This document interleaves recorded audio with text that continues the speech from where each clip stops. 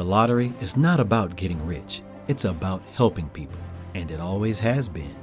The lottery is what helped raise the Great Wall of China, build the roads of Rome, and today, in South Carolina, it's what generates millions of dollars each year for scholarships like the SC Hope, Life, and Palmetto Fellows. The South Carolina Education Lottery is investing in you.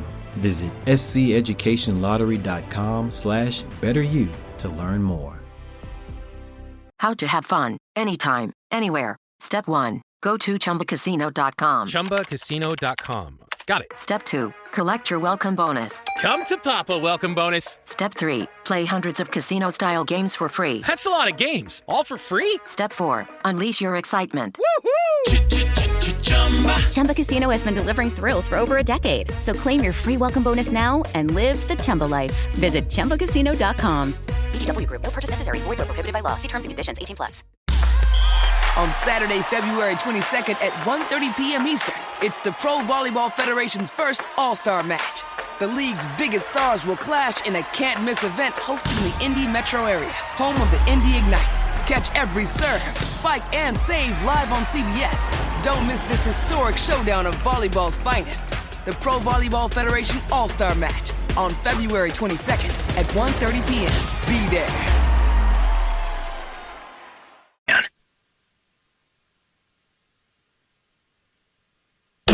Just in case you missed it, it's the top 5 sports talkers of the day. Now, it's time for Dan Barrero's Top 5 at 5.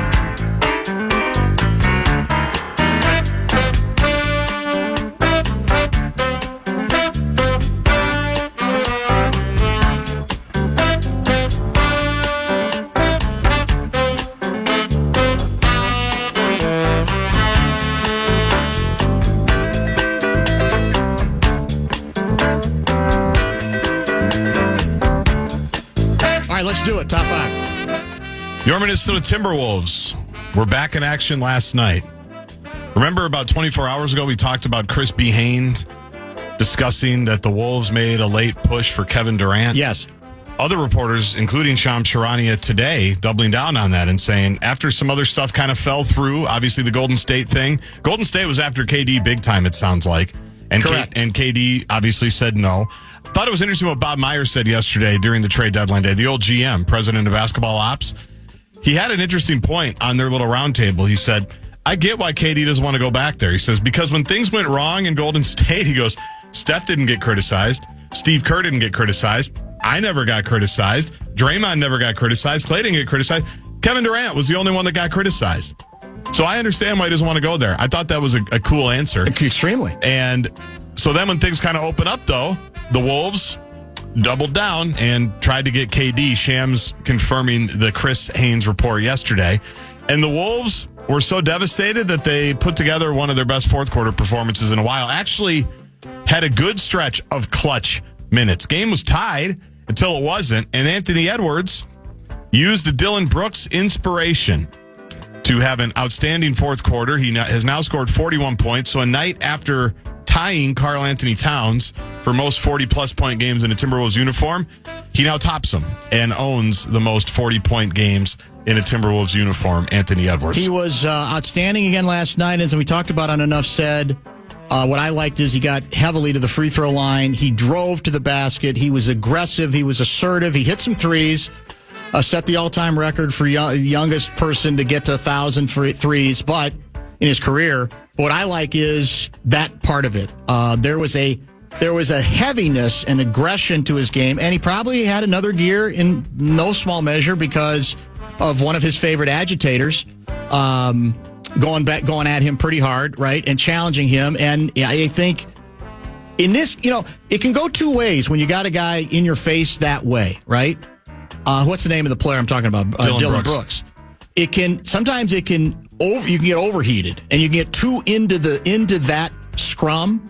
In this case, I think it actually worked in his favor. It brought an added seriousness to what he can still smile when he's done, when he's celebrating. Doing the dance. There was a seriousness to it that was very, very different. Feeling the flow. Correct. So now the Wolves are 29-23, and no playing game for us right now, baby. We are in the top six of the Western Conference. Yeah. We are just behind the Los Angeles Lakers. Speaking of 40-pointers, I think LeBron had one last night. LeBron, it's amazing. I can't impress upon you, and I know you know this because you watched the game, how bad it was when he was here earlier in the season, LeBron, and the conversations that were being had about the player. And now he's rejuvenated. It has been for a while. Lakers have been playing pretty good basketball. But I think he had another 40-piece last night. It was crazy. The oldest player to score 40 points at 40 years old. He passes Michael Jordan. I bring all of that up because the Lakers are the team that is one spot ahead of your Minnesota Timberwolves. I want to just pull up the standings here quickly by 2.5 games. So we're a half game ahead of the Clippers because they lost to Indiana.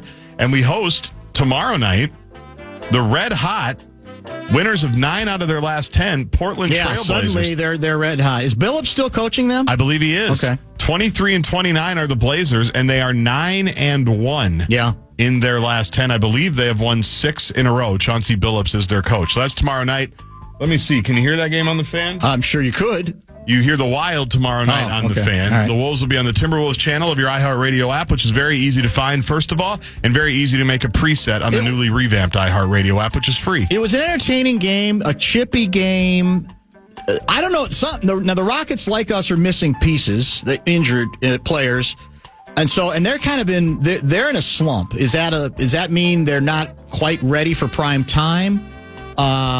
Did we catch them at the right time? But there was a great intensity, I think it's fair to say, in that game throughout, and a chippiness that added another layer to it as well. Naz Reid even got into it, and Naz is in that regard, fairly mild-mannered guy. And then, as I said, and by the way, there were stretches where the kids helped out, including Dilly had a nice stretch where he scored like 6 or 9 in a row. Wasn't great throughout, but he had a nice stretch. Clark had a nice stretch. You know, there were some contributions coming from other people as well. So it was a combo play. Did you see the quote of the night from the Timberwolves locker room that I had never heard before? And it just, I literally LOL'd as I was watching FanDuel last night from Clark, who had a good night.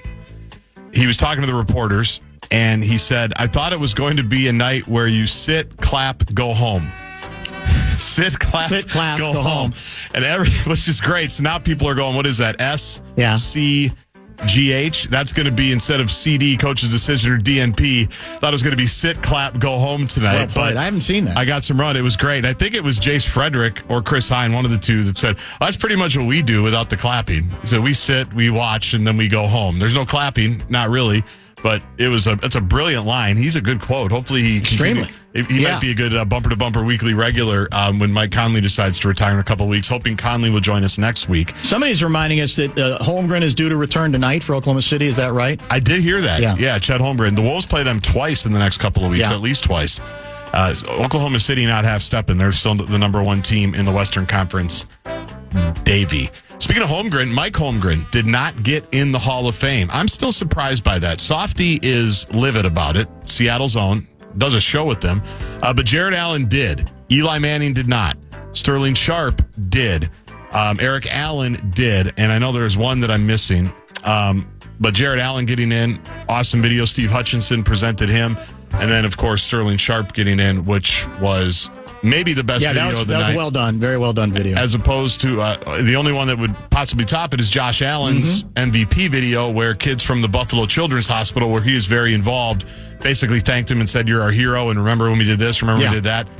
My allergies were acting up as those videos were popping. We're in the debate business, and I know to that extent we're obligated to fashion positions. But there's maybe I've just been doing this too long, because there's some times where I just can't fake it and pretend that in the debate that was breaking out today was Josh Allen over Jackson. Is that fair? And I would say it would have been fair either way. I mean, to me, that's one where you can make just as many cogent arguments for Lamar Jackson as you can for Josh Allen, right? And yes. I probably lean Josh Allen, but it's not one of those where you go, that's it. How did that happen? And so I think we do try too hard in this business. I would rather not. I'd rather find something else worth debating. That to me falls under the classification of, it's almost Magic Bird-like, the battles over MVPs there, or okay, 2-person draft. You pick Magic or Larry, and let you have the first pick. and I'll take whoever else you want. It doesn't matter because they're both incredibly effective. And this year at quarterback position, they both played it at such a high level, and their team obviously had great regular season success too, that I can't sit here and say it's worth, the bully pulpit of how could it not be Lamar Jackson? So to me, that's a battle not even worth spending any time on. Wild got off the mat, had been shut out in the 2 previous games, got a couple of goals. Trennan and Hinostroza, he scored. Got off the bus and scored, basically. Gus Bus, speaking of buses, 37 saves.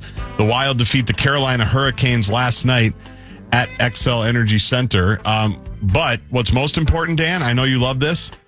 This is the number one story on wild.com right now. The Athletic today released their 2025 NHL prospect pool rankings. And the Wild are number 2. There it is. The number future 2 in is the so bright. in the whole National In the Hockey whole League? National Hockey League. The future. Do you have sunglasses? When are they going to start bringing them up? Probably next year, or the year after, or the year after. Or if it's like the prospect pool we had when Parisi and Suter got here, they'll never get here. Okay. But that's a cynical way to look at it. Yeah. But I hope you have sunglasses, Dan, because the future is very bright. Well, we've heard that before with this organization. We have. And the payoffs were not quite as good as the promise, but it's always better to hear that than the alternative. That's true. You don't want to be ranked 30th. The Wild, by the way, get the 2 points, so they are a point behind Dallas for the second spot in the Central Division playoff race. They are firmly in spot number 3, 2 points clear of Colorado, who holds the first wild card spot. All right. Lavelle's going to be at 5:30, correct? That's the plan. Is he coming in? He's surprising us? He could. If it's a surprise, I don't know. I would love it. We'll talk some more Wolves with him. We'll certainly talk Super Bowl and much more. But first, the fan would love to put $1,000 in your hand. Final time we're going to do this week. We'll do it again next week as well. Grand is the final keyword of the week. Go to KFAN.com and enter the keyword grand. Step into the world of power, loyalty, and luck. I'm going to make him an offer he can't refuse. With family, cannolis, and spins mean everything. Now, you want to get mixed up in the family business. Introducing The Godfather at ChumbaCasino.com. Test your luck in the shadowy world of The Godfather slot. Someday, I will call upon you to do a service for me. Play The Godfather now at ChumbaCasino.com. Welcome to the family. No purchase necessary. VGW Group. Void where prohibited by law. 18 plus. Terms and conditions apply. Lamar was better than Allen in every statistical category except for rushing TDs. TDs really shouldn't have been close. Well, it depends on how you evaluate excellence. I again would say I have no problem with Lamar Odom. That's a different story. Lamar Jackson winning it. But I also say you can make the argument that in the regular season, the Buffalo Bills, with their quarterback, had the 2 best regular season victories, one against Kansas City, the other against the Detroit Lions. So how are we evaluating? If you're evaluating strictly on statistics, you can go with that. But I also say this, if you want to play the supporting cast game, most reasonable people would say that the Baltimore supporting cast is greater than the Buffalo offensive supporting cast. So what I'm saying is I don't think there's anything all that, one-sided or dramatic about this whole thing. Other people obviously 100%, I shouldn't say 100% disagree, but some disagree with that. I just don't think it's an outrage. And I think if you say it's an outrage, you're playing a game that, from a media standpoint, you're supposed to play in 2024. And I'm just not, I don't have maybe the appetite for it I used to, or I'd rather pick stuff that I really think is worth like doubling down and tripling down on, like this goofball from the Detroit Free Press, who by all accounts is a distinguished reporter. He's won all kinds of awards, but who is badly botched, made up. He just literally, and I don't think he made it up out of malice. He made it up just missed it. Cavalier about it. It's almost like, I'm a blow by, and I think that's what I heard, and I'm going to go with it, thinking there's no harm done. Well, there's no real harm done, but if it's a big enough story, you're misrepresenting what was actually said. If your job is to represent what people you're listening to say, it's not a good excuse to say, well, I was half listening, I was walking by, and that's what I thought I heard, and I'm pretty sure that's what I heard. Oh, that's bad journalism, man. That's the kind of stuff that gets people going. And so I'll pretty much, I guess I'll leave it at that. 64686 is the Bradshaw and Bryant KFAN text line. I'm trying to think I have. Oh, how about this one? JJ is in, not McCarthy, Jefferson for Myles Garrett straight up. Oh, please. Justin Jefferson for Myles Garrett straight up. No. You can't do that. No, you can't do that. You see JJ's prompter malfunction last night? No. It was very funny. He was honoring Randy Moss. They did a nice Randy Moss tribute, and JJ kicked it off, and in the middle, like 3 sentences in, the teleprompter in front of him stopped working, and he's just turning around, and he's like, the prompter broke. It's like, we'll start it over. And he just had to start over from the top. It was a funny moment. Andy Reid gives all the credit to how he coaches to Mike Holmgren. Now, wasn't Holmgren one of the people we had Super Bowl week? Yes. It was a good interview. I remember that as well. Yes, he was part of the Westwood One crew. He still might be. That's it. I guess I should know that, but I had not heard it before. I didn't remember it. That wouldn't be surprising. Holmgren was a very successful coach and also seemed to have, I mean, he could get the red face on. Not Fran's red face, but kind of red. But also seemed to have a certain ability to sort of deal with anything. It would be awesome in the year Jared Allen gets in the Hall of Fame that we're able to swing another trade for future Hall of Famer in Myles Garrett. That's Sol and Blaine. Yeah. Everybody, but again, every team's, the fans of every team, they're going to say that's the guy we want. Now, I don't know that, though, Ben Gessling lowered the temperature when he talked about, the folks who know each other in this organization, the Cleveland organization, right? It's very Nico Harrison, Rob Pelinka-like. Right. They go way back. The roots go way back. This is also from 651 guy. Enjoy the Super Bowl? Nah. I'm out this year because I refuse to subject myself to having to watch the TV cameras pan to Pumpkinhead. That's Trump in his description. Okay. Every 10 seconds to get his reaction to the action. Nor do I care to listen to the announcers discuss him repeatedly, which they will undoubtedly do. I doubt that, too. I don't think there's going to be that much. I doubt that it'll be more than once or twice. No, I'm with you. What are the early Vegas odds that Pumpkinhead will demand to go down on the field after the game and award the Super Bowl trophy to the winning team? Not all that good. By the way, somebody wrote, I think it was the Sun-Times sports media critic, and it's been written before, and I've sort of let it go, but I think the more I do think about it, the more I'm kind of embarrassed for the National Football League, even though they're so big that they can't really be embarrassed. At some point, isn't it a pretty direct conflict if you have a visible part owner of a team, even if it's a minority owner, but who's become front and center, obviously helping to make decisions there, be the same guy who's on national TV broadcasts? Isn't that, I mean, would that exception be made for anybody but Tom Brady? And just because he's Tom Brady, is that enough of a reason to make the exception? I'll just ask you. I would say to those two questions, probably not, and yes. Yeah. I think he's probably the guy that you do make the exception for. I don't know who else would fit that bill. There's nobody that has there's nobody else. I mean, if everybody wants to have an ex-quarterback or an ex-player in their booth, and he's the greatest that has ever done it, and you're paying him $375 million, those are the exceptions that you probably make. But in all honesty, I think, and I don't know, is he going to do it next year? Do you think Brady's out after this year? No, I think he's still going to do it. I think he even said he's already committed he intends to ride the contract out. I thought I saw that a few weeks ago. Oh, you might be right. I don't. I don't think it's a good look. It's obviously the league is so big that it doesn't matter. But I think in a perfect world, you say, wait a minute. So he's an agent for one of your teams, and he's still in that sort of rarefied air of broadcasting these games, having these meetings. Now, I guess he didn't sit in on one of them, in part because of this concern. But I don't.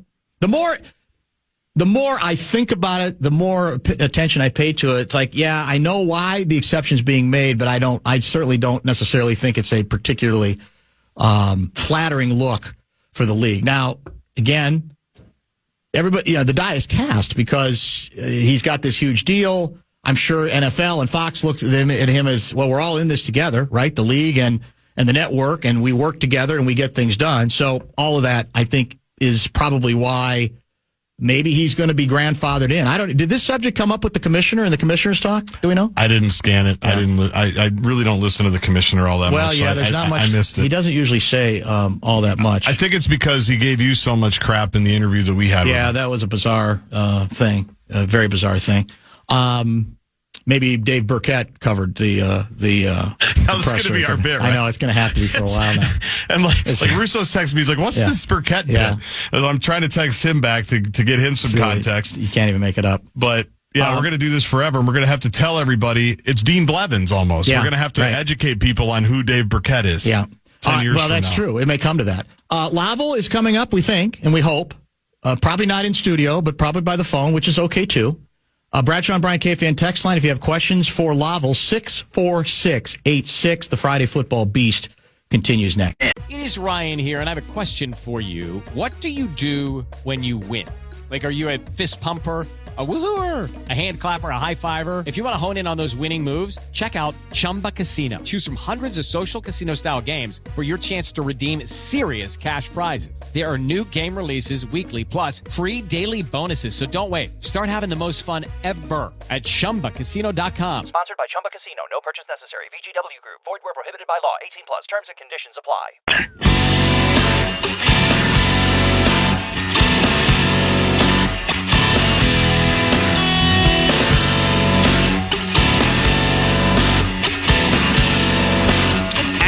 Bar and Barbecue in downtown St. Paul. That is your home for free parking and wild shuttles. And the good folks at Allery's brings us our next segment every Friday, usually about this time with Lavelle Neal III, who I thought might surprise. Every once in a while he surprises us in studio, but today it will be via telephone. Welcome back to the program. How excited are you about your Minnesota Twins adding a Gold Glove center fielder? And does that mean we're back to expecting Buck to play about 42 games in center? First of all, I've been getting in the car this afternoon off and on. Yeah. I didn't get the whole crux of this Detroit reporter bit. Did he mishear something and ran with it and got in trouble? Well, he didn't get in trouble. I mean, he at least it doesn't appear he has with his bosses. He screwed up badly. Making stuff up from O'Connell. That left the local Jackals here scrambling. And then there was and this wasn't a situation, because sometimes, as you know, Lavelle, something can be written and interpreted on the basis of words, and then the coach or player tries to do damage control and say, that they misconstrued what I said. In this case, it was an invention of the reporter. It wasn't a matter of, well, different people could come to different conclusions about exactly what O'Connell meant. In this case, the reporter actually made it up, the story, because we now have the video of the interview from which he drew a conclusion that had nothing to do with what O'Connell had to say. And so that's why they had the follow-up presser. O'Connell, to his credit, actually took the high road. He was not as angry as I think he had a right to be. And the essence of it for people just joining and who don't know this story is that the Detroit Free Press reporter, who was just kind of doing a blow-by, apparently, half listening, half not, concluded that when what he heard indicated that the Vikings are all in on bringing Sam Darnold back to win a championship. Well, the championship discussion was actually when he was talking about Justin Jefferson. And the only thing he said about Darnold was what it was like to work with him, his history with the player. There was nothing from which you could possibly conclude, like, oh, they've all but said that they're bringing his butt back. Now, they might bring him back, but there was nothing in this interview, and that's what caused the brush fire to break out. Wow. And the guy hasn't apologized? No, not only has he not apologized, he's gotten kind of cavalier about, because some Vikings reporters, or I should say fans, have called him names, which is never good, but one of them, they called him a bozo. His reply was, boy, Vikings fans don't even seem to like. This is odd when a head coach compliments their quarterback. Well, it wasn't. Yeah. That's not the issue. A compliment's not the issue. The issue is whether he actually seemed to indicate a deal was all but done to bring him back, which he did not say. Oh, wow. And he's apparently, Gessling said he's an award-winning. Dave Burkett is the reporter, Detroit Free Press. I think he's been there a while. He's won all kinds of awards. So I'm not here to disparage his character or that he's not a hell of a reporter. But as you know, we've all been there. Even good reporters can screw up every once in a while. And in this case, he screwed up. And he should have just at least, it's real simple. Get back on Twitter. You don't even have to apologize if you don't want. If you don't want to go down that road, just say, look, let me clarify something. Because I've obviously given people the wrong impression. I've gone back and listened to the tape. And here's what he actually said. So let me try to clear the air on it, which he has not done. Well, the thing is, too, is that people can't wait for a reason to be outraged. And so they gave Vikings fans an opening there, and so they all jumped in, Correct. So that stuff's going to happen on social media, man. If just one little thing could just get the Pitchfork Nation bring up the flamethrowers, So, he should at least say, hey, I misheard something. I probably over extrapolated or whatever, what O'Connell said, my bad. I apologize. I'm better than this. And just move forward. Yeah, just move on, and you move on with the rest of your life because it's not. It's almost like he's doing the old. Well, this isn't really the team I cover, and I'm just kind of walking by. Oh, that's kind of interesting, but he confused the part of the interview that apparently inspired him to offer the tweet because there was talk about we want to win a championship with Justin Jefferson. Which, of course, is a player under contract with the team. Even that, I thought was rather vanilla-ish. But because he probably knew, well, it's going to be bigger news if it's Darnold, because Darnold is not under contract to this team right now. Can you hear me? Yeah, loud and clear. You having trouble hearing us? No, I just looked at my phone and somehow I accidentally hit the hold button. Oh, so I didn't know if I had you locked up or not. Yeah, we got you. Yeah, we got you loud and clear. So that's Cool. it. It falls into the classification of much ado about nothing. Oh, boy. Okay. Well, let's go on to baseball. I don't know if this is an alarm because they're worried about Buxton because Buxton looked great at Twins Fest. He felt great. He had a normal offseason. So I think the Twins would be transparent if he, strained the ribcage muscle while lifting weights since Twins Fest. So I think they wanted to have some cover because Max Kepler moved on via free agency. Sure. And, the one thing he did exceptionally well was play right field in target field, which it's not easy because you've got three layers there. You got the padded part of the wall, you got the marine grade plywood above the padded part, and you got the Casola stone with the overhang. Right. But you got to read the ball off all three of those surfaces, and Kepler was able to do that with a plum for many years. And so it makes sense for them to bring in a guy who has won a Gold Glove defensively, who can also play center field if they want to give Buck a couple DH days a week or so. He's going to play. And, he fits in the Manuel Margot role. Unfortunately, Harrison Bader hit like 203 against lefties last year, and we saw what Margot did against lefties, especially in pinch hitting situations. And we're going to see it again this year because Rocco likes to win every matchup. And as soon as a lefty comes in the fourth or fifth inning, he's going to fire out Bader as a pinch hitter. And so that 203 average last year is not going to be working in his favor. But at least they have a steady glove guy who can play all three outfield positions and who is willing to play in the corner outfield spot. So that's a solid get for the Twins. Yeah, I said, as much kidding as we do about the lack of money that's already these are not exactly huge contract deals, that one of the mistakes of this last season was they didn't protect themselves the same way they did the year before, right, with Taylor. That was a legitimate option in center. That worked out really well. You don't want to play anybody else but Buck in center, but we all know that's not likely, so give yourself an option where the guy you replace him with can, not be as dynamic a player, but can at least approximate what he offers defensively. That's never a bad move. It's not going to win him a title, but it's never. I don't think that at any price that's necessarily a bad move because last year they really didn't do it as effectively as they had the year before. Yeah, and I'm not on Fangraphs right now. Maybe someone who's listening is. They could look up Margot's defensive run saved from last year, but I don't think he played. I don't think defense was like his strong suit last year either. If I remember correctly, he had some botched moments in left field during the season. So hopefully this is an upgrade, and Bader is willing to come off the bench and help and get some spot starts when needed. And we'll move forward that way. So the thing is interesting that we thought that Falvey's going to cut the payroll even more, but I think it sounds like Joe Pollard said, okay, I can give you a few more bucks to spend. And so here comes Danny Colum, and here comes Harrison Bader, and their payroll's sitting around $140 million. going into the season, and they still may be looking around for some help here. I think they want a backup shortstop now because they think one thing that hurt Willie Castro last year is he had to play a lot of short because Correa was out, and they think it led to him wearing down during the second half of the season because his numbers were terrible after the All-Star break, if I'm not mistaken. Right. So maybe it'll go up a tad more before opening day. So I'm not saying it's a floodgate of spending here, but at least Pohlad allowed them some wiggle room right when prices are at their lowest because guys are sitting around and they don't have jobs and like, wait a minute, I got to find a place to play. I should be reporting to spring training here in a week or so.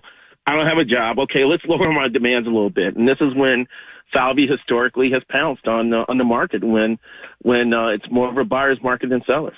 All right, I think it's but I can't go much further on the Twins than that because they don't really merit much more at this particular juncture. Are you disappointed that the Wolves did not get involved in the trade frenzy somehow, some way, despite the restrictions because of their second apron status they are living under? It was tough watching the trade deadline go by without the Wolves being active.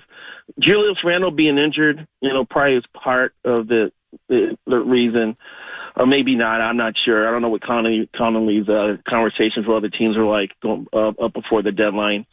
But you look and see what happens with Luka going to the Lakers and De'Aaron Fox, who I think is a very good player, going to San Antonio. That has long-term ramifications against the Wolves in the Western Conference. The Lakers now have a kind of a succession plan for when LeBron decides he's not going to play anymore. And now Victor Wembanyama has got a scoring guard to help. And apparently the pick and roll with him and De'Aaron Fox is going to be a monstrous problem for defenses going forward. So those are two moves that actually make the Wolves' quest tougher here for the next 2, 3, 4, 5 years in the West, as these two teams look like they're trying to solidify themselves going forward. And of course, you still have the Blue Buds. You still have a talented Oklahoma City roster and some other strong teams in the West. And the Wolves did nothing. This is leading up to a very consequential offseason, I believe, for the Wolves, because they got to look at their roster, assess the Randall move, see if he wants to come back. He may not pick up his option. I'm guessing he might now because his numbers aren't going to be really attractive as a free agent, I don't think.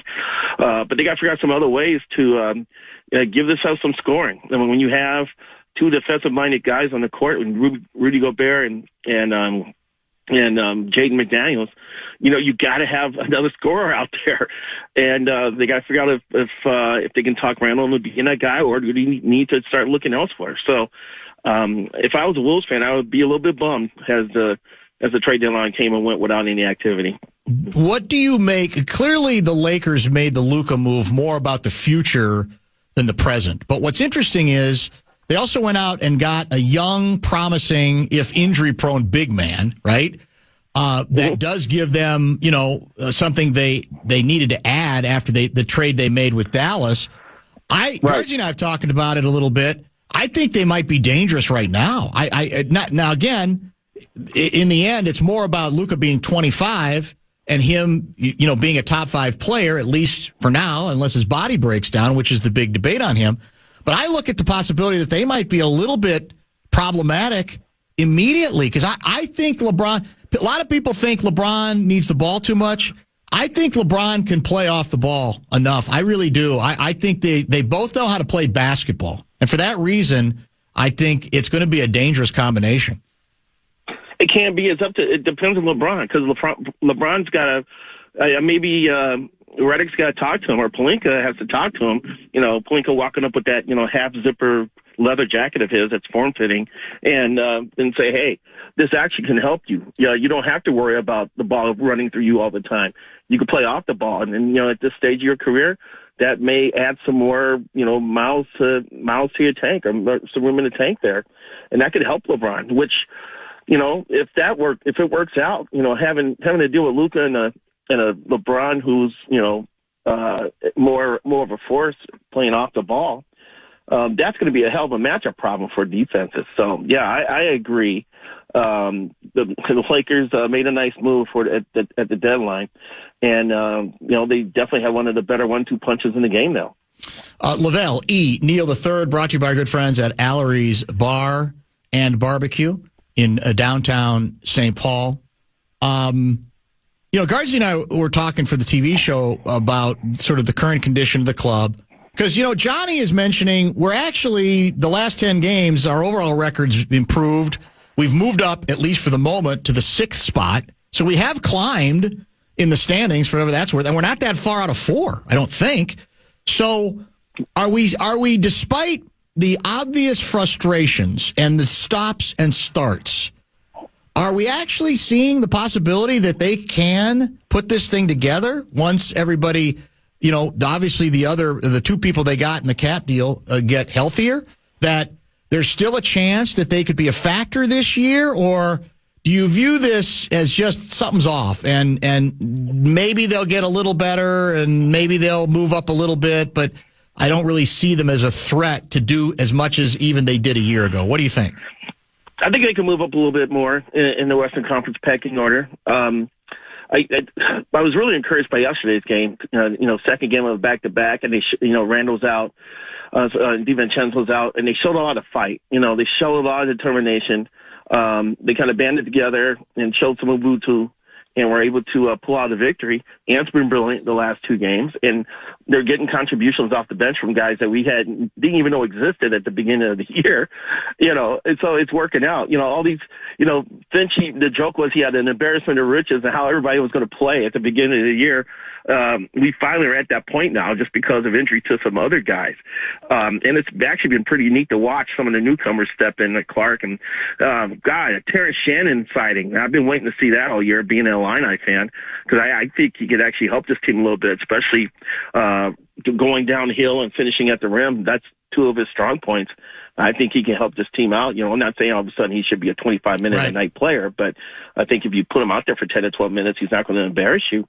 And, I think they found a formula and they found an attitude. Maybe that's what it is. They found the right attitude they need to have, given what they have and what they don't have, to try to make do with what they have. So, and that's what I've seen over the last 2 games here. So we'll see how long they can run with this, because the thing that the Wolves have threatened to get on a roll before, only to revert to their old bad habits and playing with their food and all this stuff. So let's see if this is something that's going to hold and is sustainable, because, they can get back to being a threat. I don't know if they're going to revert to the Doberman defense that carried them so much last year, but they could still be effective on that side of the court. But if they can get scoring from a bunch of from different guys, and Mike Conley was huge in the 4th quarter yesterday. It's good to see him step up too. So it's going to take. It's going to require a collaborative effort and a collaborative spirit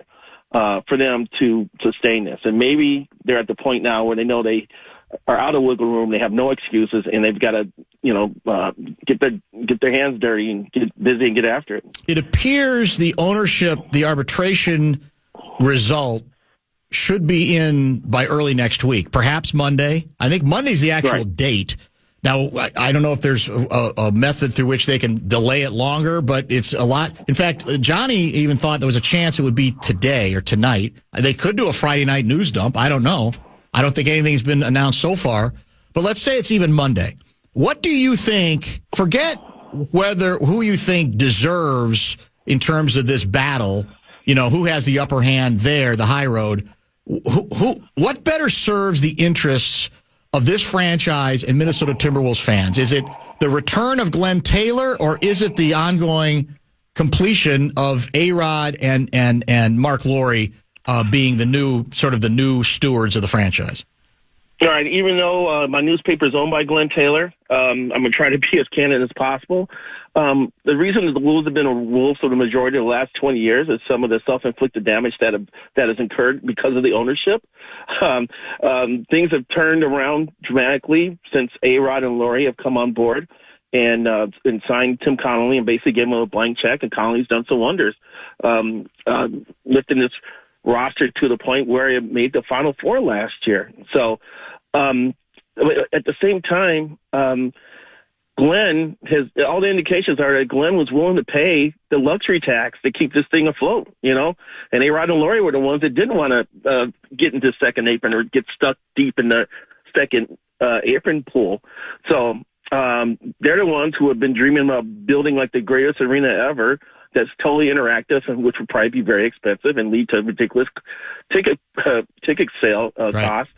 While Glenn has said, I'm kind of fine with Target Center for the short term. So moving forward, it would seem like Glenn would be a good fit. But at the same time, I still can't forget what's happened over the last 15, 20 years of this franchise.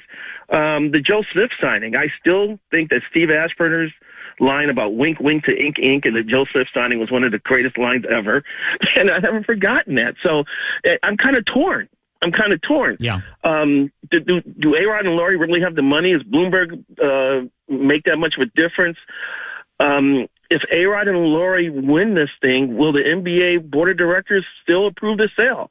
What if they're loyal to Glenn and Glenn's wishes are to keep the team? I don't know. This one could go either way, man. I like the fact that the indications are that Glenn's willing to pay the bill to keep maintaining this thing. And if I'm a fan, I'd like to see that happen.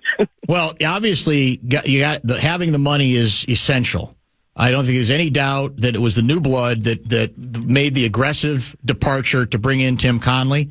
Now, maybe some people would say, yeah, we can blame them because, things haven't worked out as well after this last trade. But that's a kind of a short-sighted view because they did go to the conference finals last year, and there still may be a path to Wolves sort of staying relevant and on top of this thing for a long period of time. But, they have to have the cash, and as Johnny has pointed out, if the new guys win this arbitration, they still have to be approved by the league, right. And that goes back to they got to prove that they have the money. My gut tells me they now do because they got some deeper pockets involved than was the case earlier, including Bloomberg. But we'll never know till we'll know. And you've laid it out nicely. I mean, Taylor. The problem with Taylor is there's never been a question about the money. But there has been a question about the stewardship, and It's been very up and down with Taylor. It's been very inconsistent. There have been some clown moments under his leadership, as you said. So that's what makes this fascinating. I think for the team, just talking to people in that building, they just want the thing ended. I mean, I don't know how many of them have taken sides, but it can't be helpful, this sort of hanging over your head about, all right, who's the bosses? Which way are we going with this thing? We need some clarity on it. We just need a direction. I'm sure they're, hoping more than anything else for let's just get it behind us and figure out who the hell is actually running this whole thing. The thing is, too, what are the Wolves valued right now? You mean the number? Was it $3 billion? I want to say it was $3 or $4 billion, but I don't know. Yeah, it's probably between 2.5 and 3. And it's gone from, because it was 1.5 was the original sell price, right? So if you're a limited partner with Glenn and you're seeing how the value of the franchise has skyrocketed, you're like, whoa. Let's hold these guys' feet to the fire if they're missing deadlines, because if we can nix this sale and then put it back on the market in a year or two, we're standing to cash out much better than we would have before this layaway plan was enacted. Oh, by the way, the NBA will never, ever, ever agree to this type of sale when you just buy the team in installments. They're never going to allow that to happen again. So, so there's tentacles to this thing, man, and we just need clarity on this situation, and hopefully it comes on Monday. Yeah, it'd be nice to get it behind us the day after the Super Bowl. Who you got in the bowl? Never underestimate the heart of a champion. All right. Andy Reid, with 2 weeks to prepare, is the most dangerous coach in the world. And I think that the Chiefs are going to figure out a way to win this game. Philly's going to be a tough out. Saquon Barkley's going to be tough to stop. But the Chiefs, I think the Chiefs can come up with enough plays to slow Barkley down enough. The only issue here that works against the Chiefs is this. I believe the last 3 Super Bowls, they have trailed at halftime twice, and we're tied a third time. And I don't know if they can do that against Philadelphia, because that just allows Barkley to become even more of an impact on the game. I think if the Chiefs can get out to a lead, and force the Eagles to, have to put the ball in the air a little bit more. Yep. I think that works out to their advantage here. But like I said, I think Andy Reid's going to scheme up something. I predict that in order, in a thumb the nose at Philadelphia and Philly special, he's going to come up with a secret play called KC Masterpiece and have Travis Kelce throw a touchdown pass to Pat Mahomes in the fourth quarter, and they're going to win the game 26-23. Ooh, I like it. 26-23. What's you got a Sunday column in the hopper? I wrote about why Vikings fans should be Chiefs fans on Sunday. Ooh, tantalizing. Is it, you think that we're going to get Mahomes?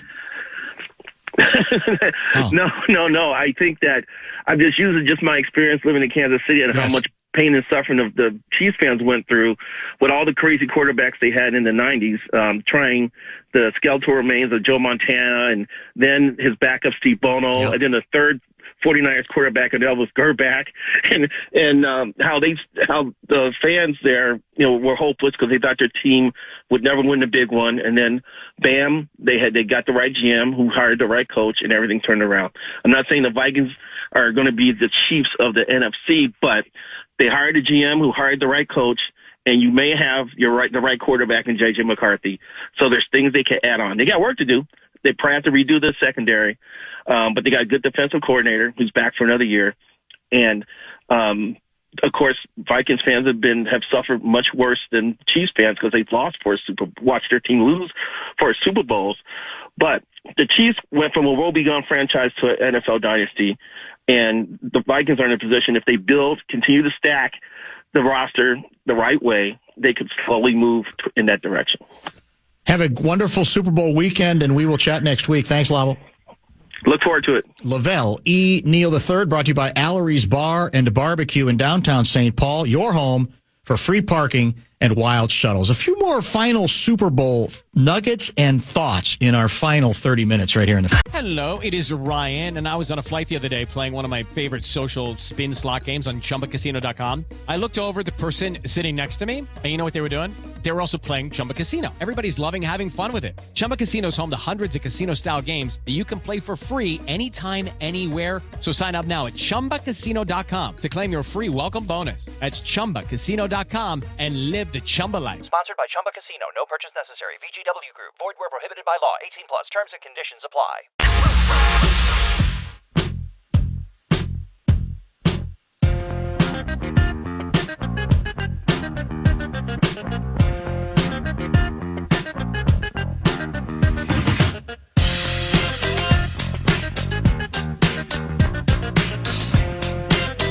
Final half hour of the Friday Football Beast here on the Bumper to Bumper program.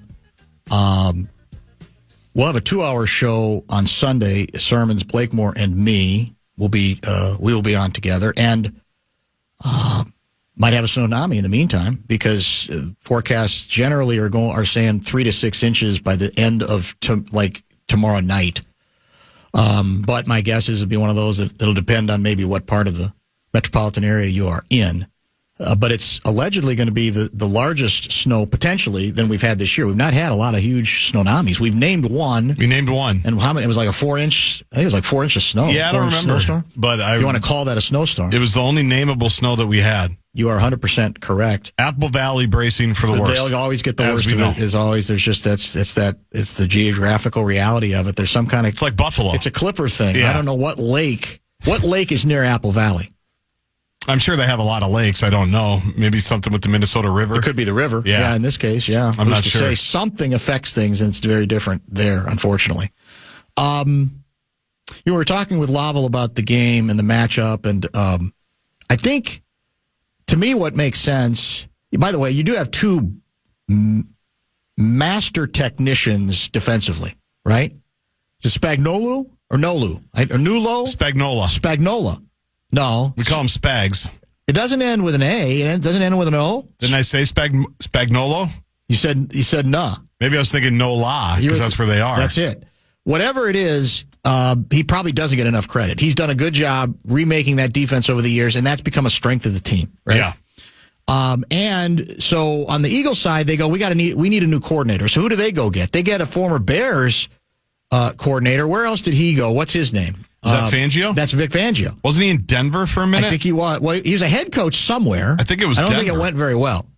But he's a brilliant defensive mind. So you have, as much as we talk about, the quarterbacks and the offensive matchups, and Andy, I'm as fascinated to see what the two, defensive masterminds might be able to do in this ball game. And I have to believe that the Chiefs' approach is, we're not, if this is possible, as good as he is, we're not going to let Barkley beat us.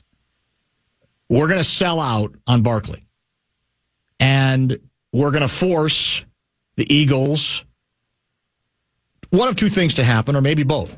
The Eagles to throw the ball more than they want to, or their quarterback to run the ball more than he really wants to, even though he's capable of running. And he's had extra time, he's healthier. But again, I don't know. Is he a guy that he really wants to run all that much? If I'm playing the odds, I'm saying I've got a better chance to win that game if we basically tell those players, go out and beat us.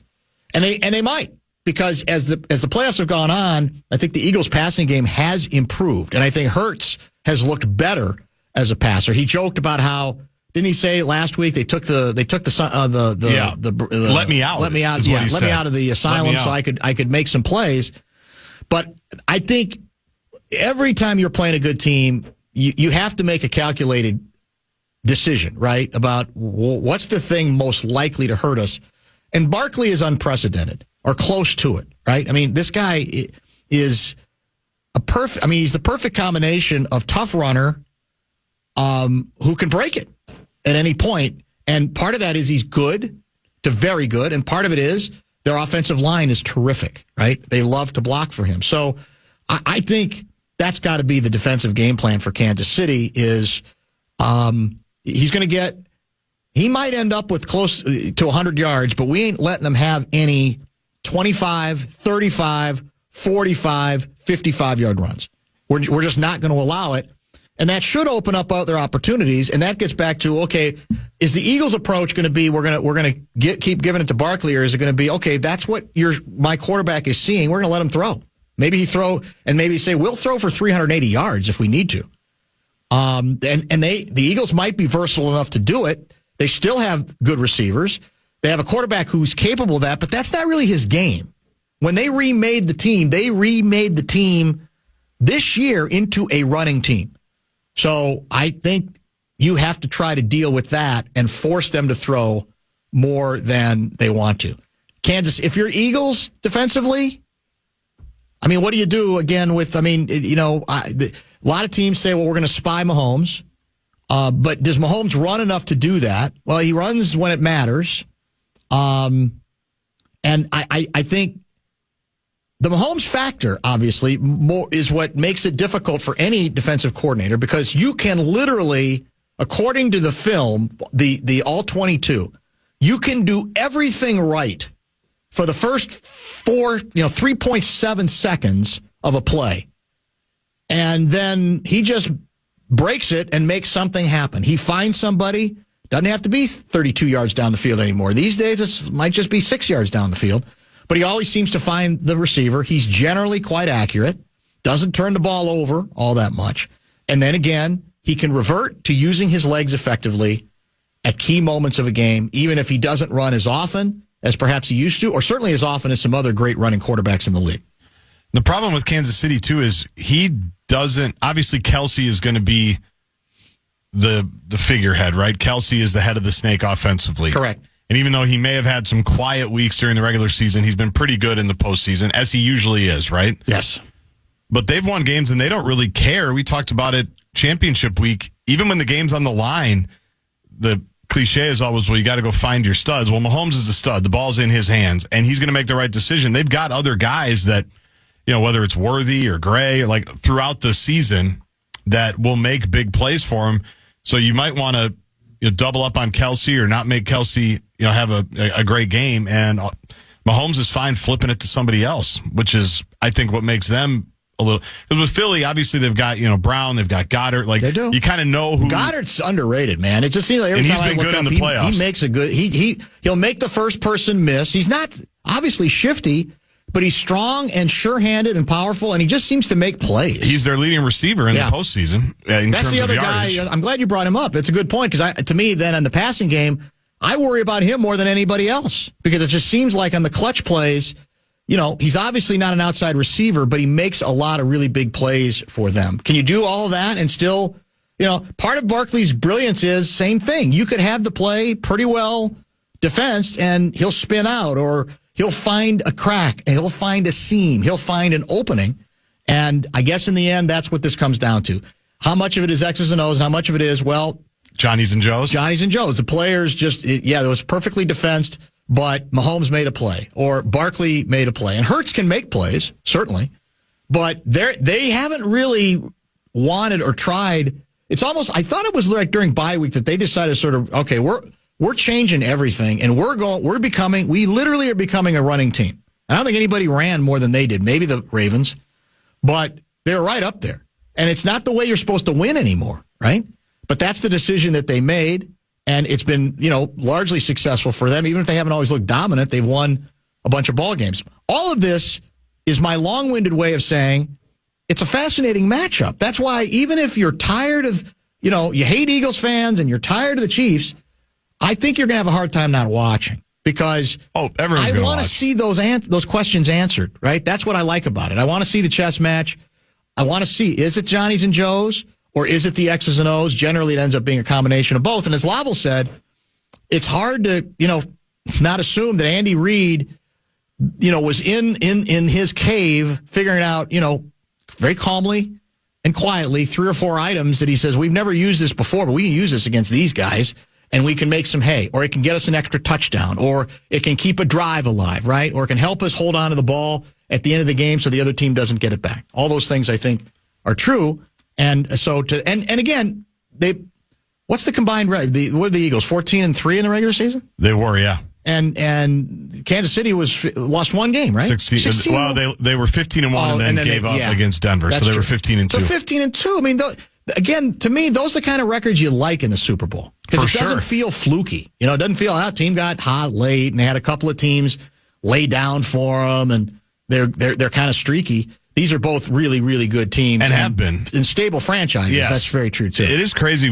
I don't think talk enough. No. And I don't want to about the Eagles. This run that the Eagles have been on really since 2018, since they beat us. Correct. They've been really good. Very good. And they hit on their draft picks, and they make smart decisions. They choose the right quarterback. They've gone through a couple of coaches now. You talk about stability. It's very impressive. As stable as it gets in Philly. There's no question about that. I don't know how collaborative they are, but they're effective. Whatever system they're using, whatever approach they're using, it's worked very well for them. Grant, in your hand time, or are we done for the We're done for the week. All right, we're done for the week. Let's get one more break in. We'll remind you what you missed earlier in the program with Carl Gerbschmidt in the pick segment and a couple of other stories, and then prepare you for what's coming up later tonight on The Fan. Ryan Seacrest here. When you have a busy schedule, it's important to maximize your downtime. One of the best ways to do that is by going to ChumbaCasino.com. Chumba Casino has all your favorite social casino games like spin slots, bingo, and solitaire that you can play for free for a chance to redeem some serious prizes. So hop on to ChumbaCasino.com now and live the Chumba life. Sponsored by Chumba Casino. No purchase necessary. VGW Group. Void where prohibited by law. 18+. Terms and conditions apply.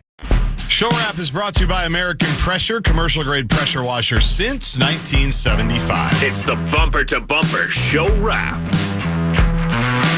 Gerby did finally join the program today for the Super Bowl predictions segment. Came up with some very sketchy explanations for why he skipped the title round prediction segment 2 weeks ago. Because at the time he said it was he lost his voice. It may have more to do with that exotic dancer place that burned down, shooters. We still don't exactly know what the connection. It's all very suspicious and very, very weird. But that will be available to you after the program. It's also available on the Best of Bumper to Bumper podcast for today. That's nicely done. I appreciate that addition. That's been a nice...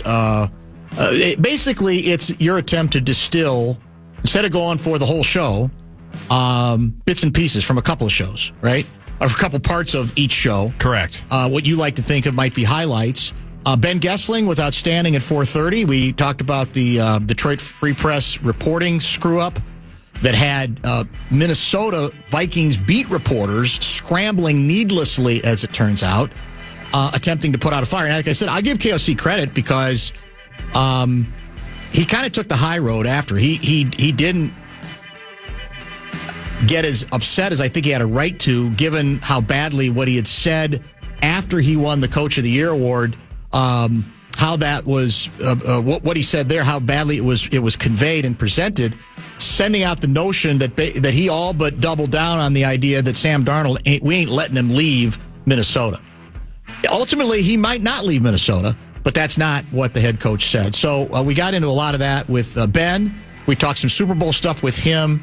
We talked about the team's future. I didn't ask him about my belief that listening to the head coach, and this falls under the classification of sort of different people can have different readings of something. That's always fair in the media business. That's very different than literally making up the facts, which is what the Detroit Free Press writer did.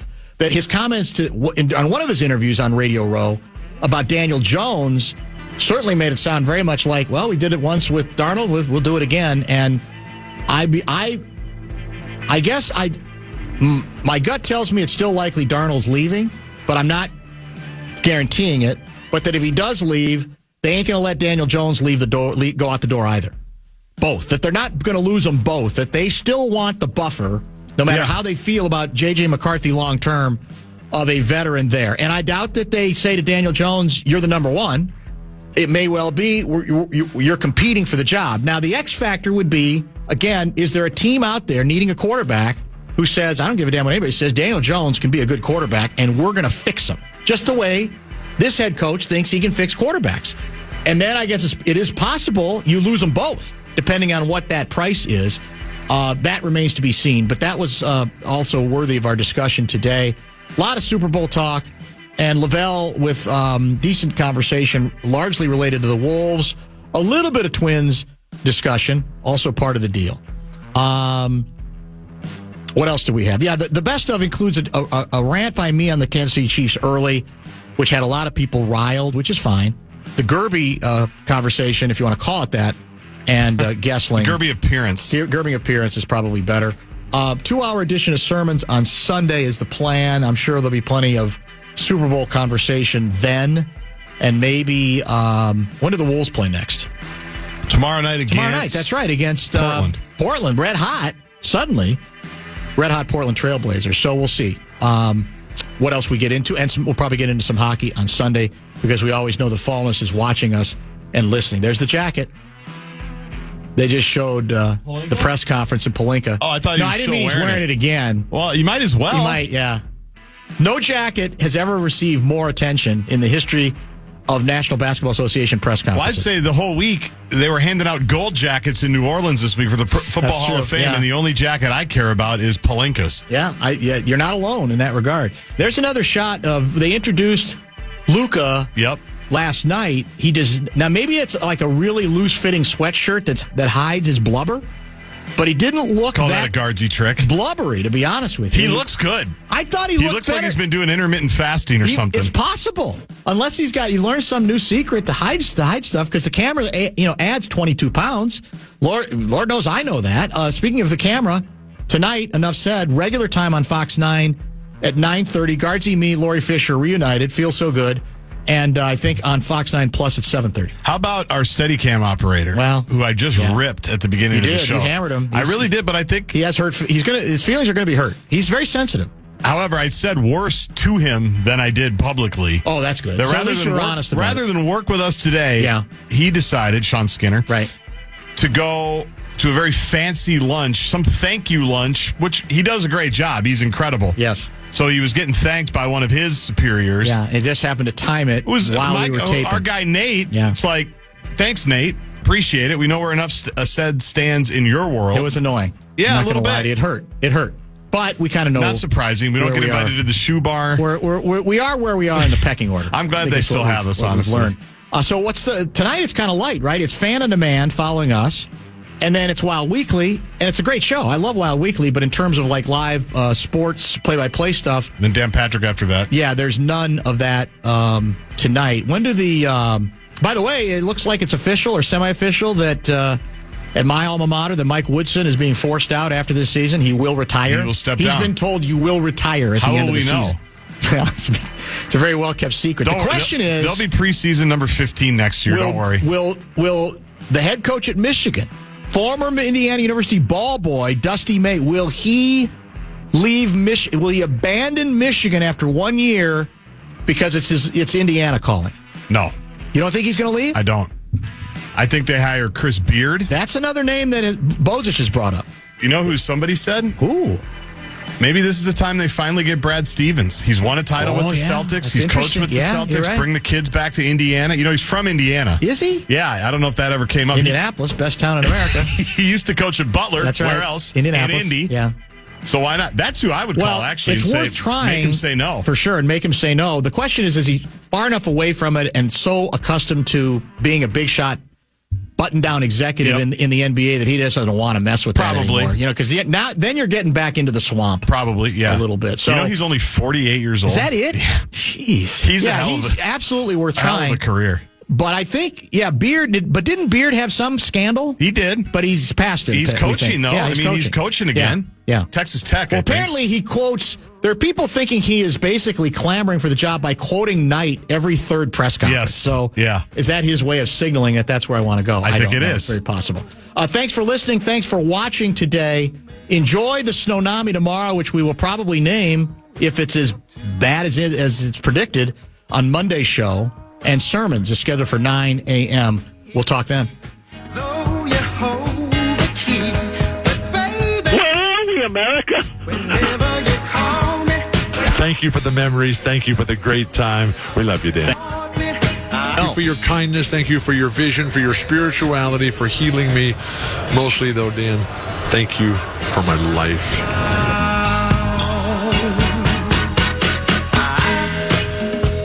One lottery ticket makes a big difference for our state students. And when I say big, I mean bigger than jackpot big. Since 2002, South Carolina students have benefited from more than $6 billion in lottery-funded scholarships and grants, including the Life, Hope, and Palmetto Fellow Scholarships. With every lottery play, you're supporting our students, and that adds up in a big way. That's why education is our middle name. Learn more at sceducationlottery.com/betteryou.